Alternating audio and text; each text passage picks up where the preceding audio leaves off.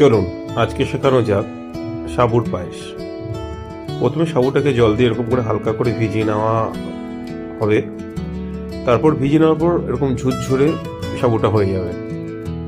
এরকম ঝুরঝুরে হয়ে যাওয়ার পর সাবুটাকে একটু টিপে দেখবেন যেন একটু নরম থাকে। দুধ গরম করে তার মধ্যে মিল্ক মেড হালকা করে মিশিয়ে দিতে হবে। দিয়ে তারপর পরিমাণ মতো বা স্বাদ অনুসারে 1 থেকে 1.5 চামচ চিনি যোগ করতে হবে। চিনি যোগ করা হয়ে গেলে তারপর স্বাদ অনুসারে সামান্য পরিমাণ একটু আমরা নুন অ্যাড করব। আমি এখানে মিশিয়ে নিলাম।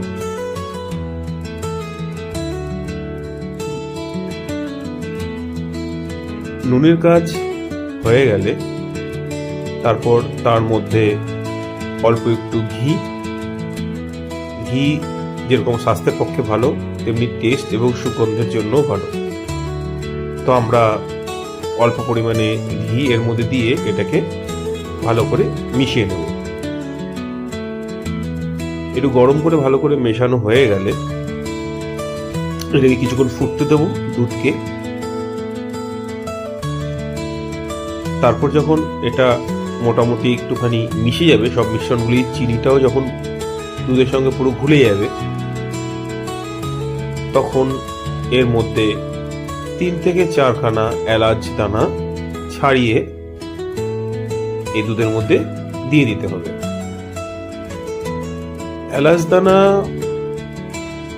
মেন হচ্ছে সুগন্ধের জন্য খুবই ভালো। তো এই এলাচ দানা দিয়েও দুধটাকে কিছুক্ষণ ধরে আমরা ফোটাবো এবং একটা হাতার সাহায্যে বা চামচের সাহায্যে কন্টিনিউ এটাকে আমরা নাড়তে থাকবো। হিট মোটামুটি মিডিয়াম আঁচে রাখতে হবে, বেশি হেভিও না বেশি লোও না।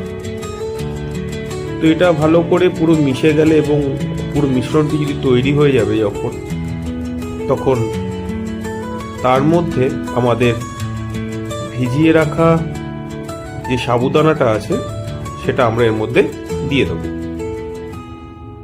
আমি এখানে 1.5 কেজির মতো দুধ নিয়েছিলাম, তো আমার ভেজানো সাবুদানাটা আমি টোটালটাই এর মধ্যে দিয়ে দিয়েছি। ব্যাস, তারপর আর কিছুই না। ভালো করে হাতা দিয়ে একটু এদিক ওদিক নাড়িয়ে কিছুক্ষণ এটাকে আবার ফুটতে দেব। ফুটে গেলেই আপনার হেলদি এবং টেস্টি সাবুর পায়েস একদম রেডি।